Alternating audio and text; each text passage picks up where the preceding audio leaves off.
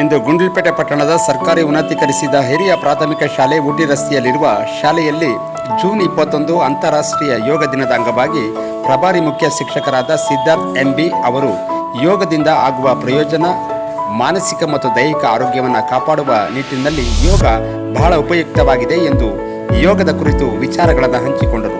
ಹಾಗೆ ನಿವೃತ್ತ ದೈಹಿಕ ಶಿಕ್ಷಕರಾದ ವಸಂತ್ ಕುಮಾರ್ ಅವರು ಅಂತಾರಾಷ್ಟ್ರೀಯ ಯೋಗದ ಕುರಿತು ವಿಚಾರಗಳನ್ನು ತಿಳಿಸಿದರು.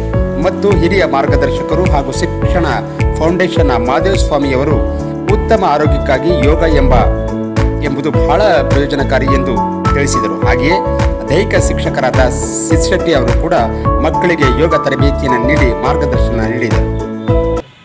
ಸರ್ ನಮಸ್ಕಾರ.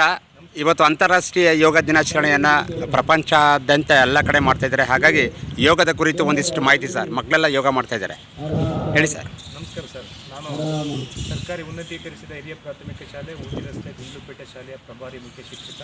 ನನ್ನ ಹೆಸರು ಸಿದ್ಧಾರ್ಥ ಅಂತೇಳಿ.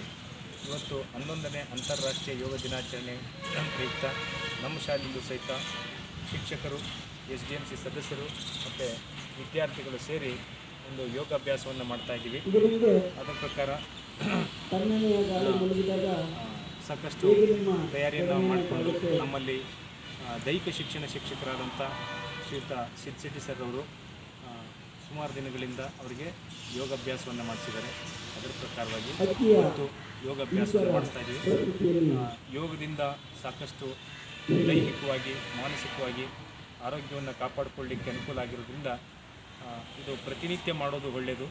ಈ ಒಂದು ದಿನ ಮಾಡಿಕೊಂಡ್ರೆ ಸಾಲೋದಿಲ್ಲ ಅಂತೇಳಿ ಮಾತಾಡಿಸಿ. ನನ್ನ ಹೆಸರು ಮಾದೇವ ಸ್ವಾಮಿಯಿಂದ. ನಾನು NGO ಶಿಕ್ಷಣ ಫೌಂಡೇಶನಿಂದ ಒಂದು ಗುಂಡ್ಲುಪೇಟೆ ತಾಲೂಕಿನ ಹಿರಿಯ ಮಾರ್ಗದರ್ಶಕರಾಗಿ ಕೆಲಸ ನಿರ್ವಹಿಸ್ತಾ ಇದ್ದೀನಿ. ಸೊ ಈ ದಿನ ಅಂತಾರಾಷ್ಟ್ರೀಯ ಯೋಗ ದಿನಾಚರಣೆಯನ್ನು ಊಟಿ ರಸ್ತೆ ಶಾಲೆಯಲ್ಲಿ ಆಚರಣೆ ಮಾಡೋದು ತುಂಬ ಖುಷಿಯ ಸಂಗತಿ. ವಿಶ್ವಾದ್ಯಂತ ಎಲ್ಲ ಕಡೆಯೂ ಸಹ ಯೋಗ ದಿನಾಚರಣೆ ಆಚರಣೆ ಮಾಡ್ತಾ ಇದ್ದಾರೆ. ಈ ಯೋಗವನ್ನು ಹಿಂದಿನ ಕಾಲದಿಂದಲೂ ಸಹ ಮಾಡ್ತಾ ಬರ್ತಾ ಇದ್ದಾರೆ.